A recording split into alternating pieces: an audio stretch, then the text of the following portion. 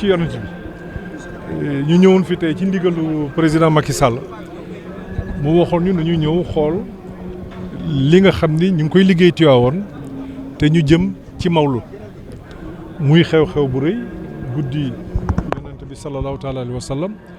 te Tivaouane ci mawlud Tivaouane am ci taxawaay boo xamante ni adduna bi yëpp mën nañ ko seede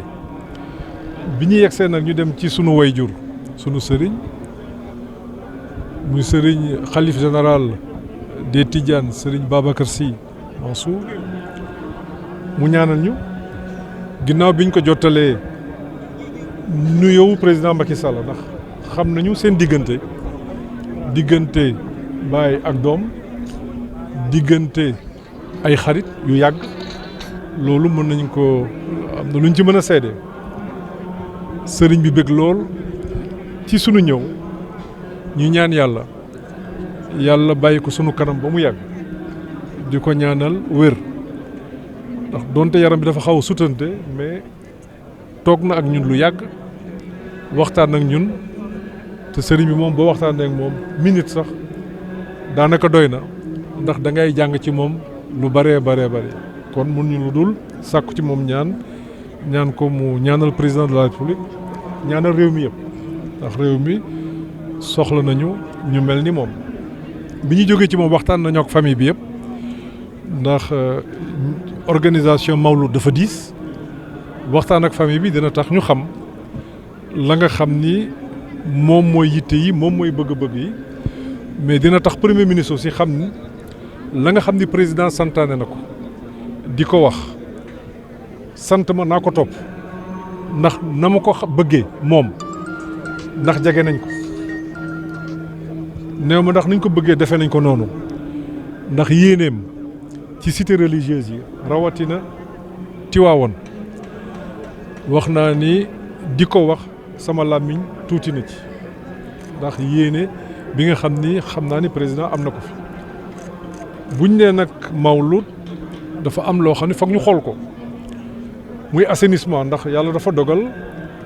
mawlud bi yoon dajeek nawet ñun bi ñuy jógee Dakar mi ngi taw bu bari daaw ndox mi sonaloon na ñi nga xam ne dañ fi ñëwoon pour gàmmu si sonaloon aussi waa dëkk bi mu amoon liggéey yi nga xam ni gouvernement bi tàmbali woon na ko fi ci ndigalu président Macky Sall tey jii gis nañ ñu liggéey boobu daanaka pare na ba tey jii am nañu ndox macha allah waaye liñ fi gisoon daaw gisuñu ko fi kon dañuy sant sunu borom di ñaan yàlla mu jëm kanam waaye liggéey la bu ñoo xam ne dañ koy continuer ndax dëkk bi day màgg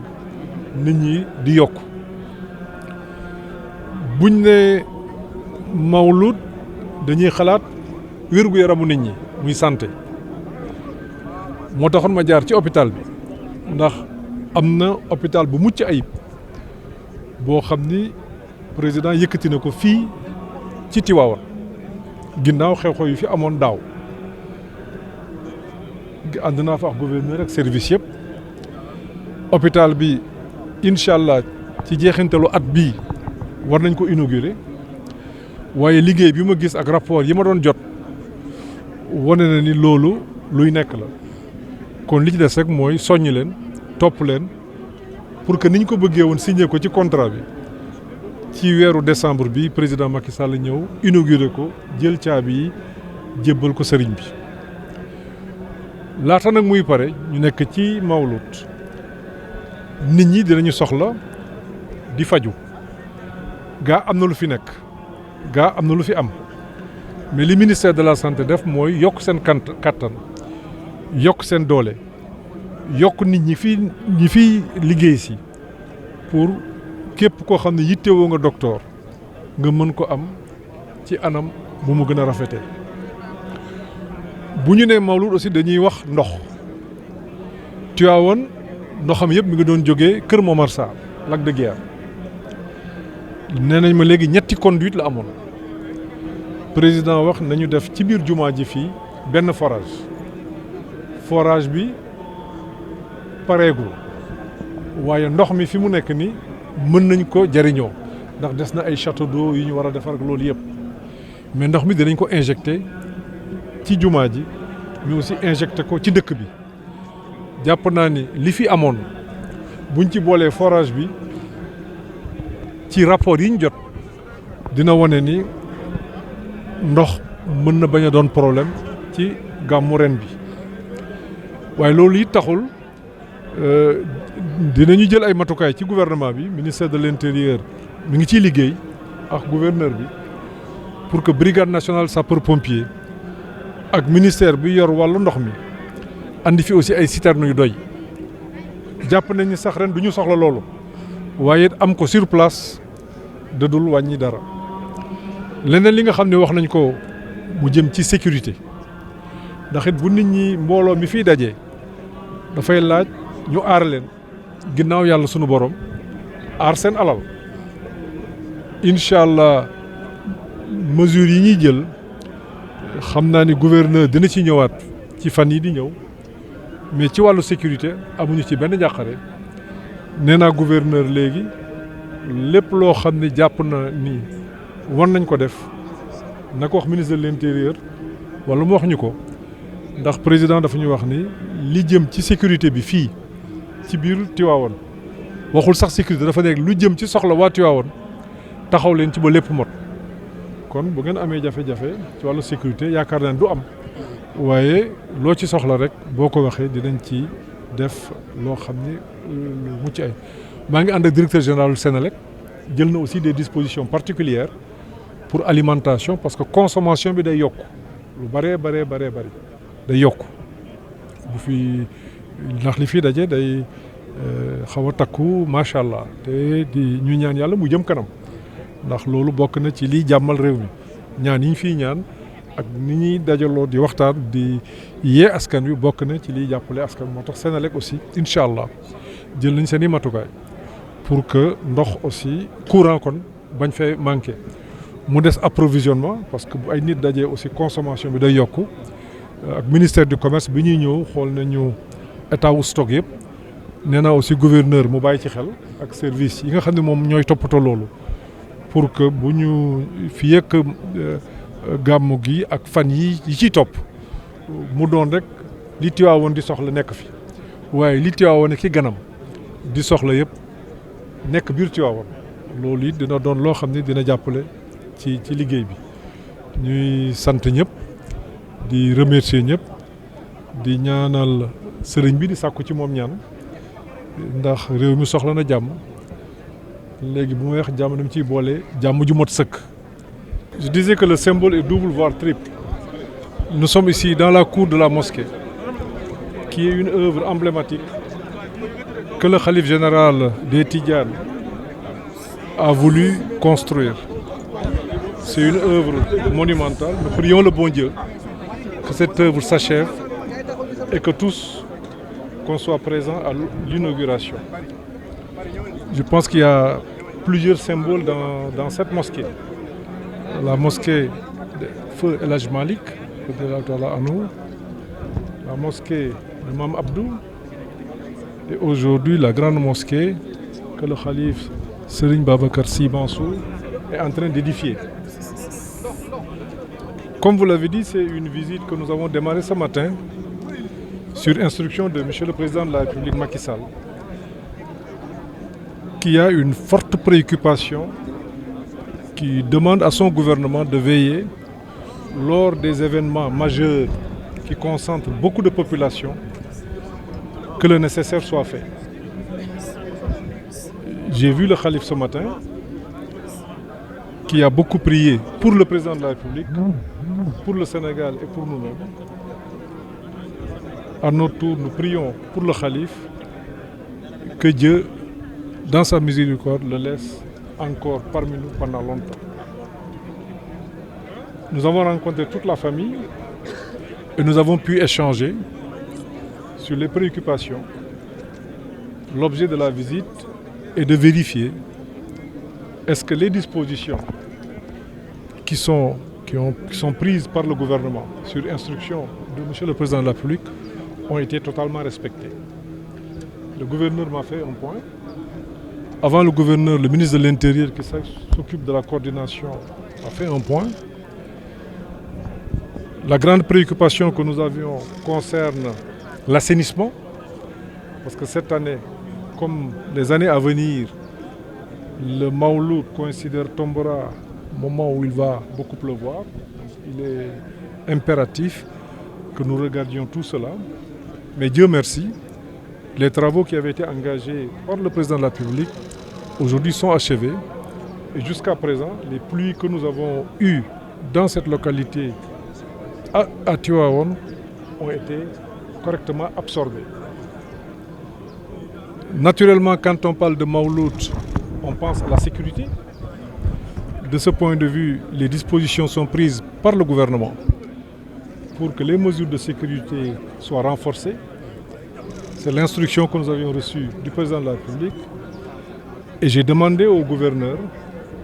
qui a déjà évalué ses besoins, de se référer au ministre de l'Intérieur, au ministre des Forces armées,